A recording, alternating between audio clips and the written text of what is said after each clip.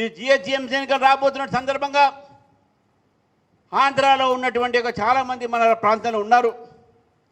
వారు కూడా మన రాష్ట్రంలో భాగమే, వారు కూడా తెలుగువారే. మరి ఆ ఓట్ల కోసము మొన్నటి వరకు తిట్టినటువంటి ఒక వ్యక్తిని ఎన్టీ రామారావు గారిని వారంటే చాలా గౌరవం మనందరికీ కూడా ఆ విగ్రహం ఇప్పుడు పెట్టారు. ఇంతకుముందు ఎందుకు పెట్టలేదండి? ఇంతకుముందు వాళ్ళు ఆంధ్ర మీద తెలంగాణ ఉద్యమంలో మీరు ఏమేమి మాట్లాడారండి? అసలు కాంగ్రెస్ పార్టీకు ఎన్టీ రామారావు గురించి మాట్లాడే అధికారమే లేదు. ఎందుకంటే ఎన్టీ రామారావుని అవమానపరిచిందే కాంగ్రెస్ పార్టీ. ఆ అవమానాన్ని ప్రతీకారం తీసుకోవటానికే, తెలుగు వారి యొక్క గౌరవానికి నిలబెట్టడానికే ఆ రోజు ఎన్టీ రామారావు గారు పార్టీ పెట్టిన విషయాన్ని కాంగ్రెస్ పార్టీ గుర్తుపెట్టుకోవాలి. ఈరోజు మీకు ఈరోజు ఎన్టీ రామారావు గురించి మాట్లాడే హక్కే లేదు, అర్హత లేదు. ఎందుకంటే ఎన్టీ రామారావు గారు కాంగ్రెస్కు వ్యతిరేకంగా రాజకీయ పార్టీని మొదలుపెట్టారు. నేషనల్ ఫ్రంట్ మీటింగ్ జరుగుతున్న సమయంలో ఎన్టీ రామారావు గారు మాట అన్నారు, Congress thinks that it brought freedom, Congress thinks that it brought the freedom, but now time has come that Congress should get freedom. అంటే కాంగ్రెస్ ముక్త్ భారత్ ఆలోచన వచ్చిందే ఎన్టీ రామారావు గారికి. అదే ఆలోచన ఈరోజు నరేంద్ర మోదీ గారు అమలుపరుస్తూ ఉన్నారు.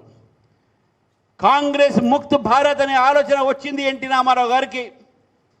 మరి నిజంగా ఎన్టీ రామారావు గారు మీకు వారి మీద ప్రేమ ఉంటే, ఎన్టీ రామారావు గారి మీద ప్రేమ ఉంటే ఆ రోజు తెలంగాణ ఒక ఏర్పాటు చేసే సమయంలో మీ వైఖరి ఏంది ఒకసారి మీరు ఆలోచించండి. భారతీయ జనతా పార్టీ ఎప్పుడు కూడా నమ్మేదే తెలుగు వారంతా ఒకటే, కేవలం పరిపాలన సౌలభ్యం కోసం 2 రాష్ట్రాలు కావాలి.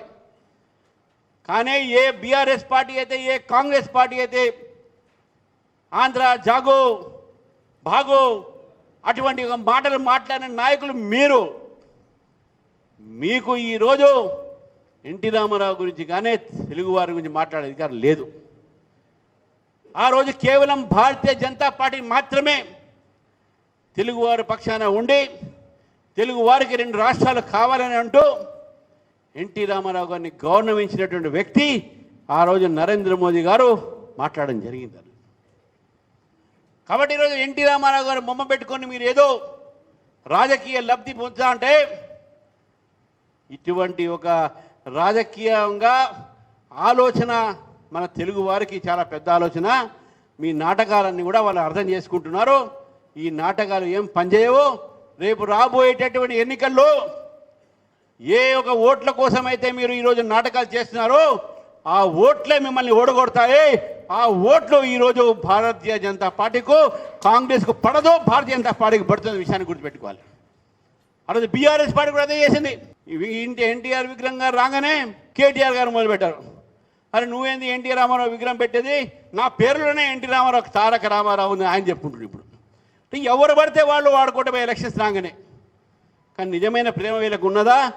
ఒక్కసారి ఎన్టీ రామారావు గారి యొక్క వారసులకు, వాళ్ళ ఒక అభిమానులకు ఆలోచించాల్సిన అవసరం ఉందని చెప్పి ఈ సందర్భంగా మీకు తెలియజేసిన మిత్రులారా.